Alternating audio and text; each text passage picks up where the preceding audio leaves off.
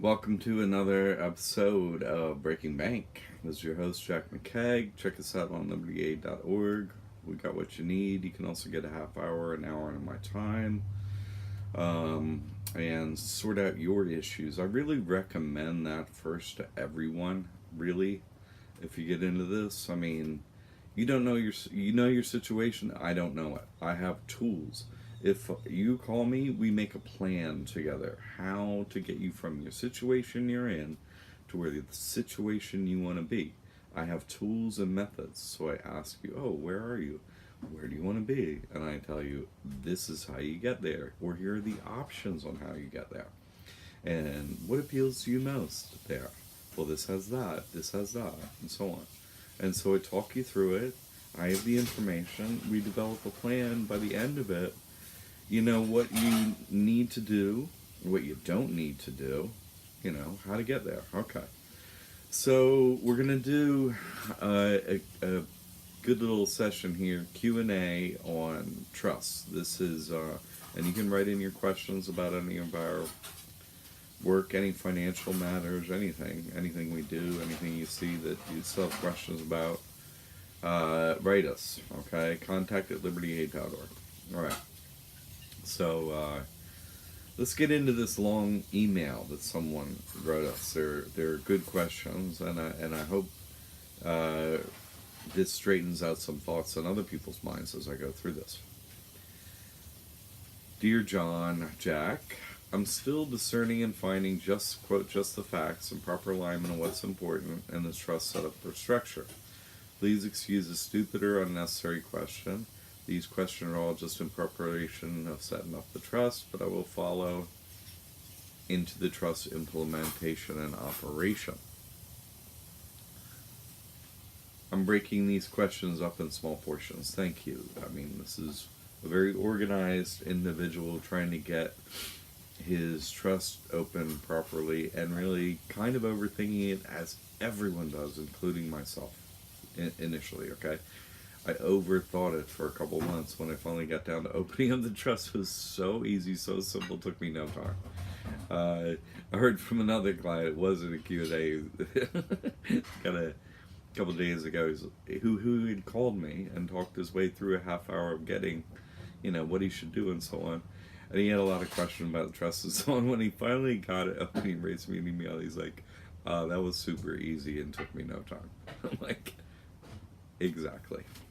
So we have a lot of questions because we don't know about this thing. What, it's new out there. I introduced this, and what is it? It's just so uncomplicated. It seems like, how can it be so not complicated? It just is. Okay, God is not complex. I mean, the workings of God are complex, but coming to God, and not paying taxes, that's easy. Okay, turns out. Okay, but let's go through these questions. Is it prudent or necessary to include the entities, and we have a parentheses, trustees, beneficiaries, protector, DBA businesses, and parentheses, in the trust documentation? Okay, that's just a mixed up question that doesn't understand trust, that doesn't understand entities. Okay, so I'm going to straighten this out because it's mixing up apples and oranges. This is a long email by Tom Peterson, so thank you for writing this in. Okay, a trustee, a beneficiary, a protector, they're not entities, they're positions. Protector, that's just a word in a dictionary. Trustee and beneficiary are two positions an individual can hold in a trust, okay, in the management, in the interaction with the trust. Those are two positions to hold. Protector, never heard of that. DBA businesses, that doesn't I'm trying to address that.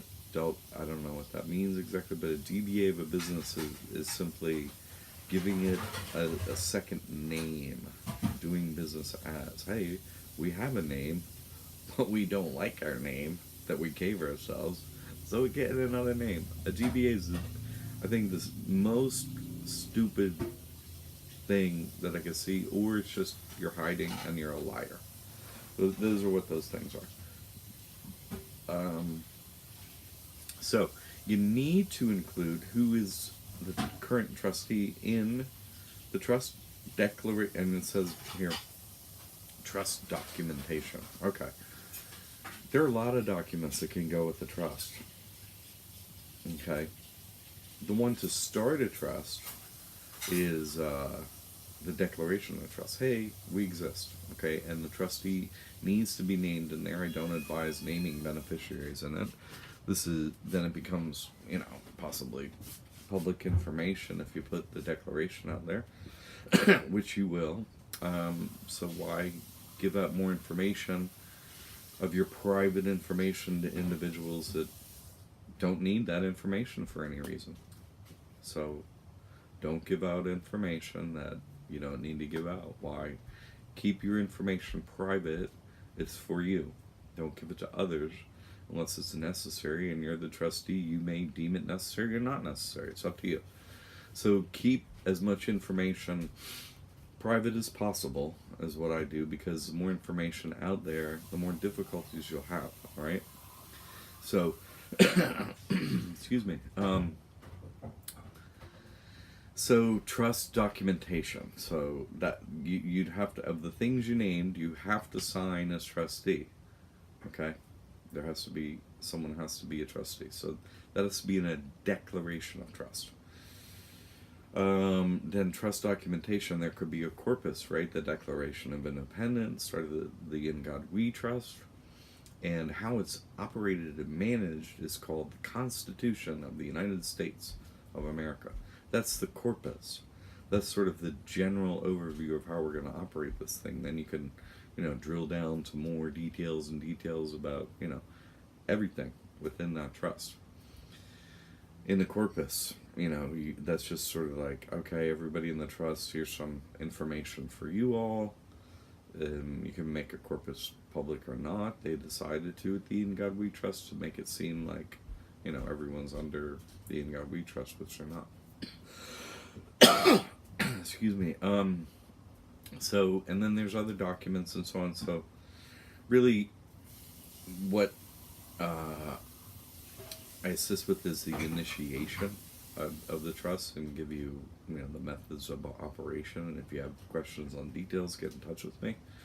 But it's pretty easy to do. Keep your information private. Don't put it out there. How you do it is your decision. We send out a book with the Declaration of Trust, and so that's more for internal private management. You can use documents, or you don't need to use documents depending on the situation. It's up to you. The documents are available. We do send them. But it's private. So operate your trust as to how you decide as trustee. I like to keep all that internal documentation and information internal and private. I hope that broadly answers your first question. Okay. Since this contract is private and confidential, is there any need for declaring any of these other than within the minds of the settlor, grantor, trustees, or beneficiaries? What? That is just since they're confidential. You mean you're just gonna sign them and put them in your drawer?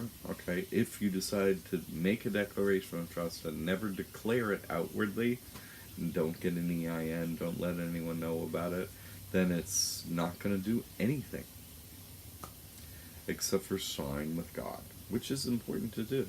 Okay, but then you have to operate that way. But it won't have any action out there in public or with anyone or anything. And that's not what my work here is about. But in rare circumstances, I do recommend, people get in touch with me before a big court thing or this thing or that thing. I actually do say sign that contract with God. I'm sorry, there's really nothing that you can do at this point except for fall to your knees, sign your soul over to God, and allow him to fix the matter for you. There's nothing I can do. Only God can help you at that point, okay? So, if you keep your contract private only, in that circumstance, it can have great benefit, and I have seen it operate that way. Okay, but, I mean, the rest of that is just a question that doesn't make any sense. I don't... Getting an EIN and having a bank account is not private and confidential. You give them the declaration of trust. So that's just... That question makes no sense about being in mines. That's just... it's nothing.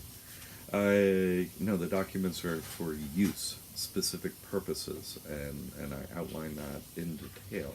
And it's just, these are real physical forms of paper. You go to the bank and use them and own assets with them. I mean, it's nothing to do with just in your mind.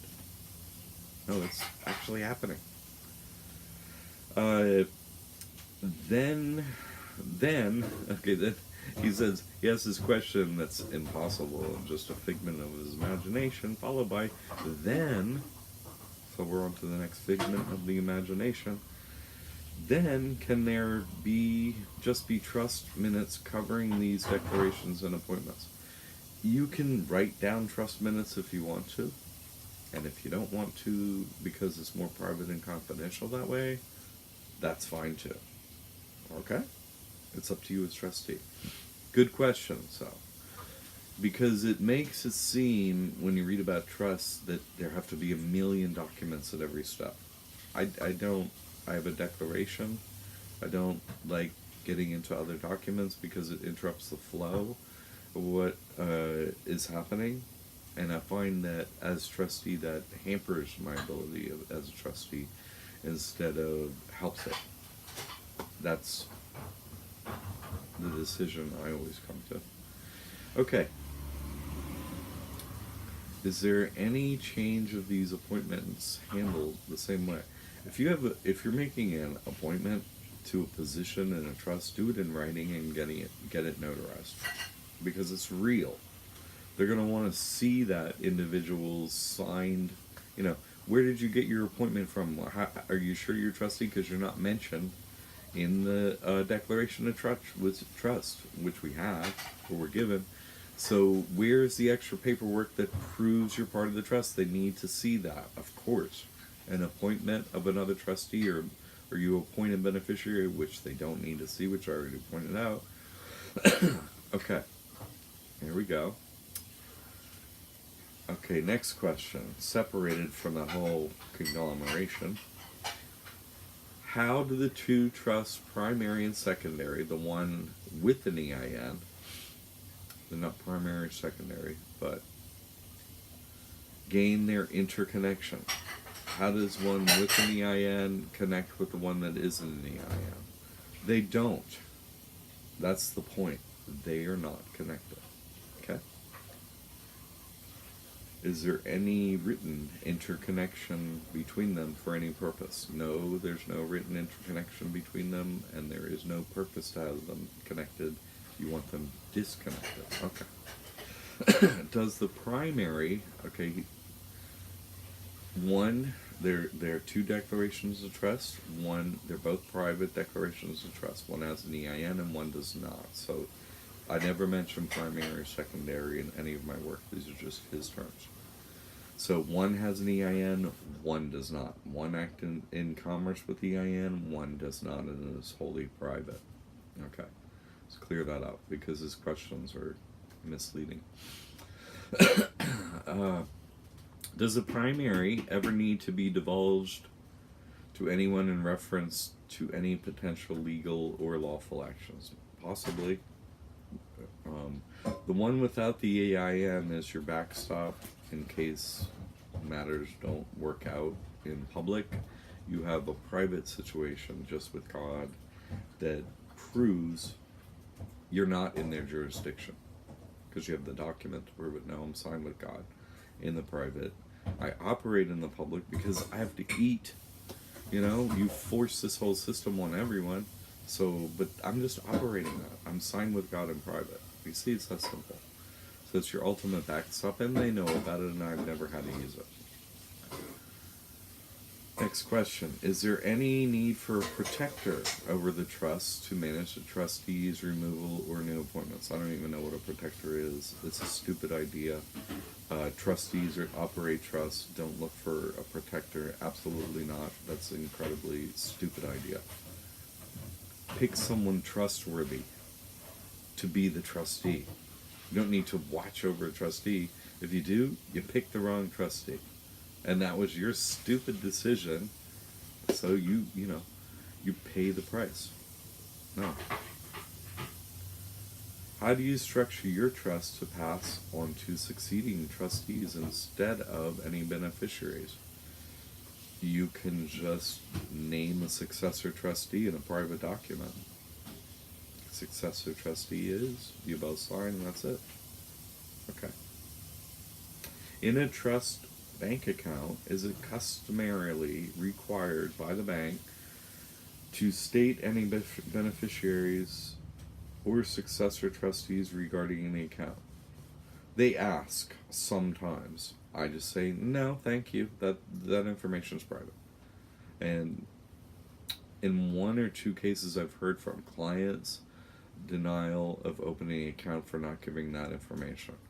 Most only, I think, at Wells Fargo, and they don't extend credit to trusts, so I don't recommend you go with them anyway. So it's really not come up for anyone else that I've ever heard of.